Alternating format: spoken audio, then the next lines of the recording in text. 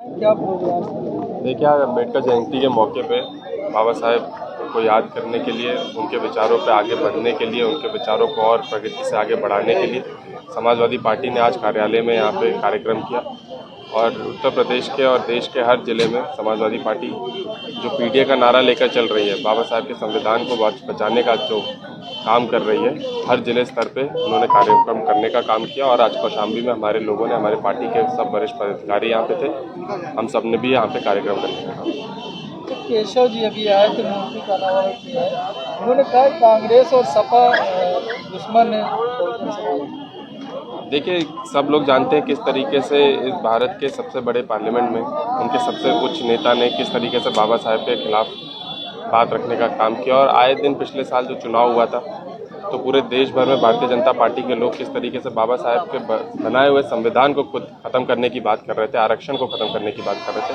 तो बहुजन समाज क्या, वो अपने समाज के भी नहीं है। आज ना नौकरी है, बेरोजगारी इतनी ज़्यादा है, महंगाई इतनी ज़्यादा है, तो बहुजन समाज के लोगों के लिए ना भारतीय जनता पार्टी खड़ी है, ना खुद के समाज के लिए, भारत के किसी नागरिक के लिए भारतीय जनता पार्टी नहीं खड़ी। अभी आपके पिताजी कह रहे थे कि राम जी का नारा लगाने से कुछ नहीं होगा,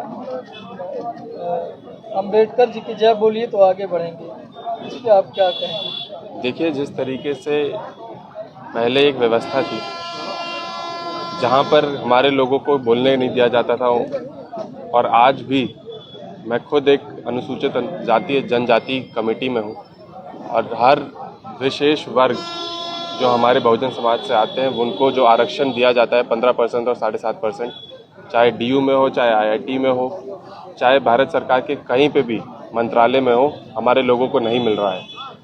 तो आज के दिन जो राम राम के नारे लगाते हैं, वही भारतीय जनता पार्टी के लोग बताएं कि वो बहुजन समाज का हक क्यों छीन रहे हैं। जहाँ 15% आरक्षण दिया जाना चाहिए, वहाँ पे 5%, 6% दिया जा रहा है। जहाँ 7.5% दिया जाना चाहिए, वहाँ पे 2, 3, 1% दिया जा रहा है।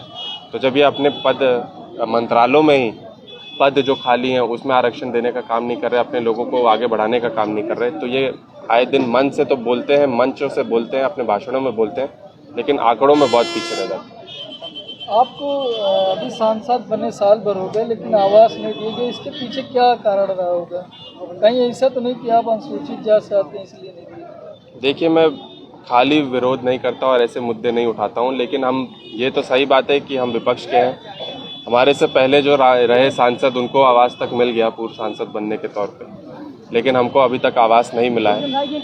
तो यही दर्शाता है भारतीय जनता पार्टी सिर्फ राजनीति रूप से नहीं, पर्सनल रूप से भी जिस तरीके से एक वेंडेटा निकालती है, एक दुश्मनी रखती है लोगों से।